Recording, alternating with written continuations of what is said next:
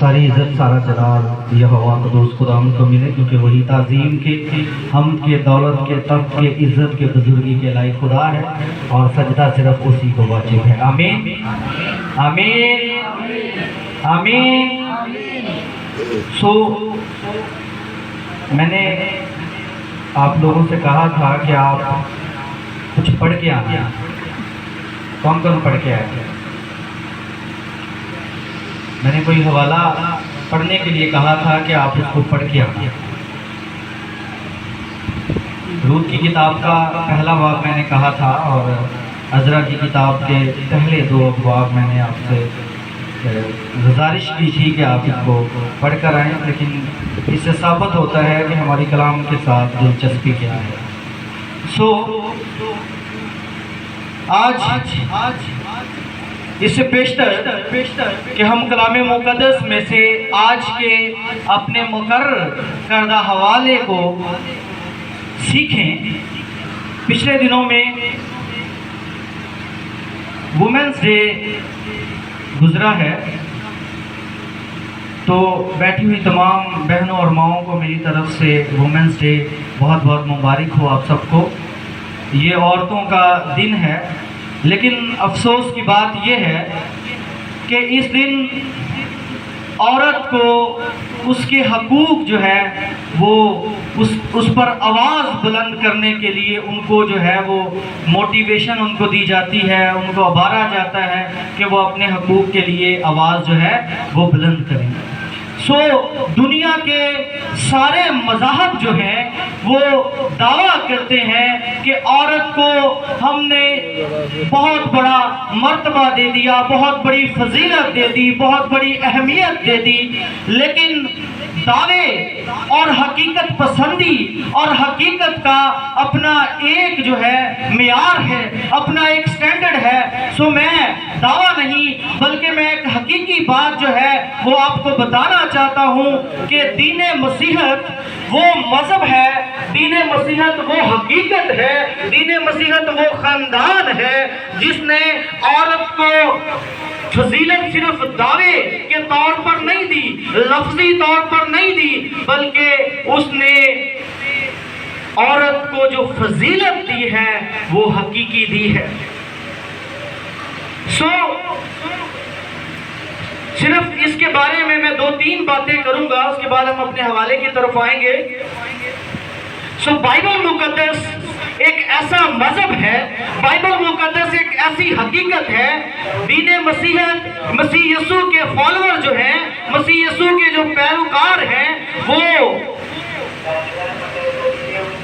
Fake نہیں ہے بلکہ وہ حقیقت ہے، کیونکہ بائبل مقدس میں یہودی جب بھی دعا کیا کرتے ہیں اٹھ کر، تو وہ سب سے پہلے یہ دعا کرتے ہیں کہ خداوند میں تیرا شکر کرتا ہوں کہ تو نے مجھے عورت پیدا نہیں کیا۔ یہودی عورت کو بلند نہیں سمجھتے، بلکہ یہودیوں کے نزدیک عورت کی اہمیت جو ہے وہ کم تر ہے۔ اس لیے جب کبھی بھی خداوند یسوع مسیح نے عورت کے تعلق سے کوئی بات کی تو فقیہ فریسی غصے میں آ گئے کہ یہ ہمیں عورت کے ساتھ تشبیہ دیتا ہے۔ بتانا یہ چاہتا ہوں کہ یہودی جو ہے وہ صبح سویرے اٹھ کر جب دعا کرتے ہیں تو دعا کی اور بھی بڑی جو ہے وہ قسمیں ہو سکتی ہیں، لیکن ایک سٹیٹمنٹ ان کی یہ ہے کہ خداوند میں تیری شکر گزاری کرتا ہوں کہ تو نے مجھے عورت پیدا نہیں کیا۔ لیکن ہم خداوند یسوع مسیح کے شکر گزار ہیں کہ جس نے عورت کو خدمت میں حصہ دے دیا۔ باوجود فقیوں اور فریسیوں، استادوں اور معلموں کی بڑی تنقید برداشت کرنے کے بعد بھی خداوند یسوع مسیح نے عورت کو اپنے ساتھ خدمت میں شامل کر لیا۔ اور سب سے بڑا عورت کا حقوق جو دین مسیحیت نے دیا ہے وہ یہ ہے کہ مرد بھی ایک ہی شادی کرے گا اور عورت بھی ایک ہی شادی کرے گی۔ اس حقوق کا کیا کرنا، اس حق کا کیا کرنا کہ آپ کے پاس گاڑی ہے، بنگلہ ہے، روپیہ پیسہ ہے، لیکن آپ کے پاس مرد ہی نہیں ہے۔ اس مرد نے 4 شادیاں کی ہوئی ہیں۔ بائبل نے عورتوں کو حقوق دینے کے لیے مرد کو بھی پابند کر دیا کہ تو اسی عورت کے ساتھ رہے گا، اسی کے ساتھ تیری شادی ہے، اسی کے ساتھ تو جیے گا، اسی کے ساتھ تو مرے گا۔ اور سب سے بڑی بات دین مسیحیت نے جو عورت کو دی، اپنے ساتھ عبادت کرنے کا شرف دیا۔ اس سے بڑا حق اور کیا ہو سکتا ہے؟ دعوے کرنے سے حقیقت کبھی بدلتی نہیں ہے، حقیقت حقیقت میں پنہا ہے، اور حقیقت کو جاننے کے لیے حقیقت میں جانا ضروری ہے۔ اور حقیقت یہ ہے کہ دین مسیحیت نے عورت کو اپنے ساتھ عبادت کرنے کا شرف دیا، اس لیے آج عورتیں اور مرد ایک ساتھ مل کر گرجا گھروں میں عبادت کر رہی ہیں۔ یہ حق دوسری قوموں کو حاصل نہیں ہے، تو باتوں سے جو ہے وہ حقوق نہیں ملتے، حقوق دینے سے حقوق ملتے ہیں۔ بائبل نے اس سے بڑا کوئی حقوق جو ہے وہ کوئی دے نہیں سکتا کہ عورت آپ کے ایمان میں برابر کی شریک ہے۔ مرد کا جو مرتبہ ہے وہی عورت کا مرتبہ ہے۔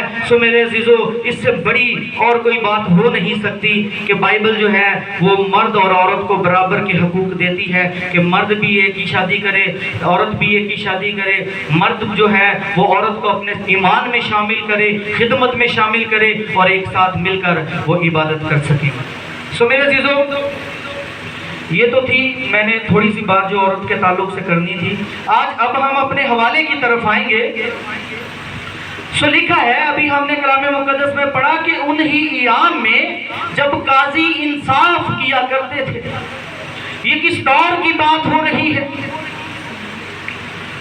یہ کس بات کی طرف توجہ دلائی جا رہی ہے کہ انہی دنوں میں جب قاضی انصاف کیا کرتے تھے۔ یہ قضات کی کتاب کو اگر ہم مطالعہ کریں تو یہاں پر قاضی نظر آتے ہیں ہمیں، اور قاضی جو ہیں وہ انصاف کرتے تھے۔ بنی اسرائیل کے اندر جب کبھی بنی اسرائیل گناہ کرتی تو خدا ان پر مصیبت لے آتا، ان پر آفت آ جاتی، ان پر پریشانی آ جاتی، لیکن جب وہ توبہ کرتے، رجوع لاتے، تو خدا ایک قاضی بھیج دیتا جو ان کو بچا لیتا تھا۔ تو اس حوالے کے اندر بھی کچھ ایسا ہی واقعہ ہے کہ ضرور بنی اسرائیل نے کوئی غلط کام کیا ہوگا، تو اس صورت میں ملک میں کال پڑ گیا۔ لکھا ہے ایسا ہوا کہ اس سرزمین میں کیا پڑا؟ کال پڑا۔ اب کال پڑ گیا ہے، گناہ کے باعث، نافرمانی کے باعث کال پڑ گیا ہے۔ اب اس شہر کا رہنے والا، بیت لحم کا رہنے والا ایلی ملک جو ہے وہ فیصلہ کرتا ہے کہ میں کہاں جاؤں گا؟ مواب میں جاؤں گا، مواب کے ملک میں جاؤں گا، بجائے اس لیے کہ علی ملک بیت لحم میں رہتا ہے۔ بیت لحم کا کیا مطلب ہے؟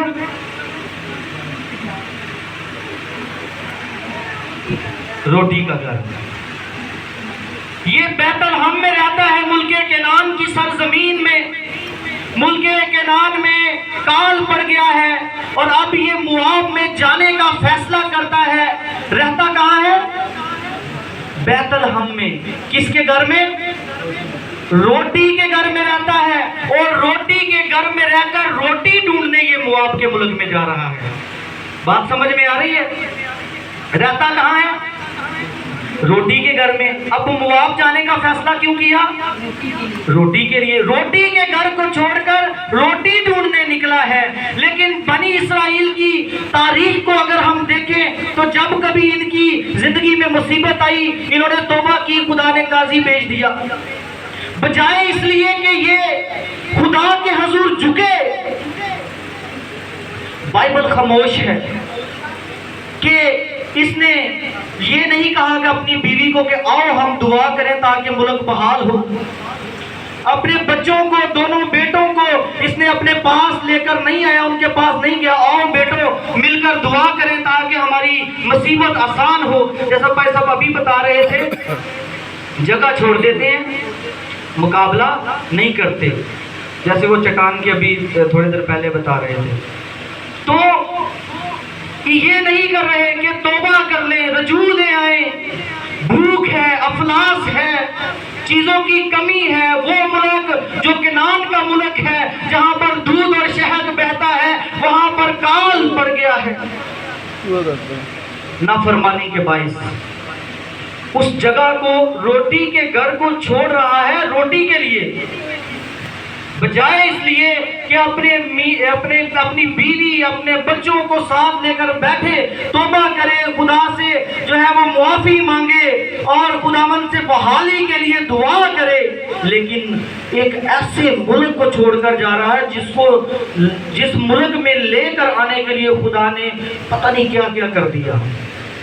یہ اس ملک کو چھوڑ کر جا رہا ہے، یہ ایک ملک کو چھوڑنے کی بات ہو رہی ہے۔ اور کون سے ملک میں جانے کا فیصلہ کیا؟ سب کہیں کون سے؟ پیچھے والے، کون سے ملک میں جانے کا فیصلہ کیا؟ مواب کے ملک میں۔ جب کبھی مواب کا ملک آپ کے ذہن میں آتا ہے تو آپ کے ذہن میں کیا آتا ہے؟ لوط آتا ہے۔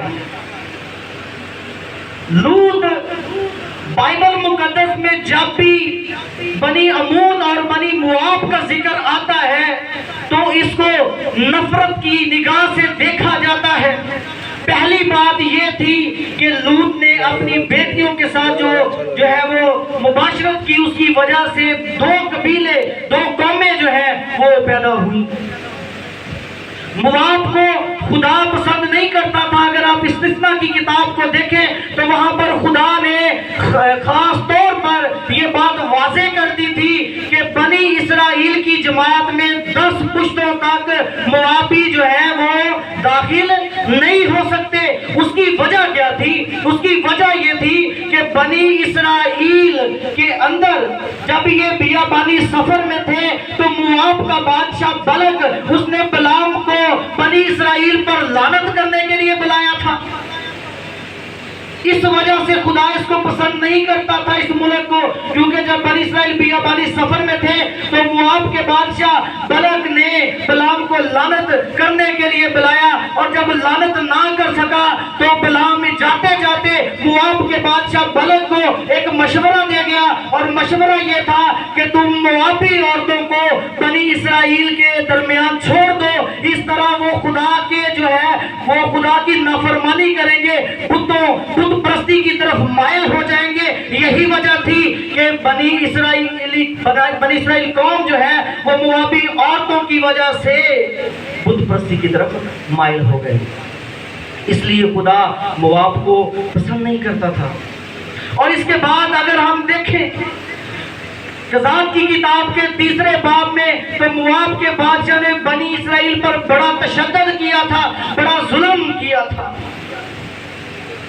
تو یہ کون سے ملک میں گئے ہیں؟ ایسا ملک جس کو خدا ہی پسند نہیں کرتا۔ فیصلہ، آج میں بات کروں گا فیصلے پر۔ ہمارے فیصلے کیا ہیں؟ کون سا فیصلہ کیا؟ مواب جانے کا فیصلہ کیا، روٹی کے گھر کو چھوڑ کر، خدا کی اس گھر کو چھوڑ کر، لیکن مواب جانے کا فیصلہ کرتا ہے۔ سو میرے عزیزو، میں آپ کو بتانا یہ چاہتا ہوں،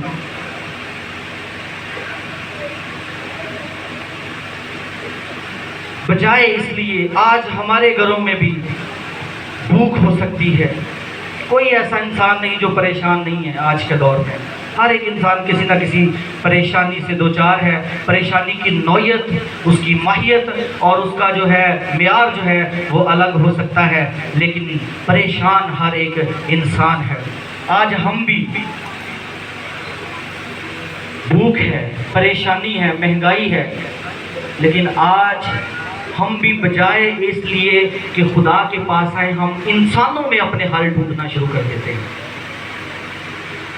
انہوں نے بھی ایسا ہی کیا، بجائے اس لیے کہ یہ توبہ کرتے، بجائے اس لیے کہ یہ پورے خاندان سمیت، میں نے اس کا انتخاب اس لیے کیا ہے، بتاتا چلوں، کیونکہ اس میں خاندان کا ذکر ہے اور ایک مکمل خاندان ہمیں ملتا ہے۔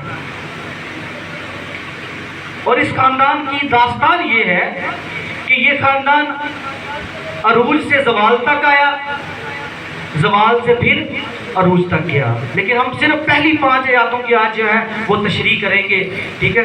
تو اس کا تعلق جو ہے وہ ایک فیصلے پر ہے. یہ پوری کتاب فیصلوں کی کتاب ہے. نومی کا فیصلہ ہے، رود کا فیصلہ ہے.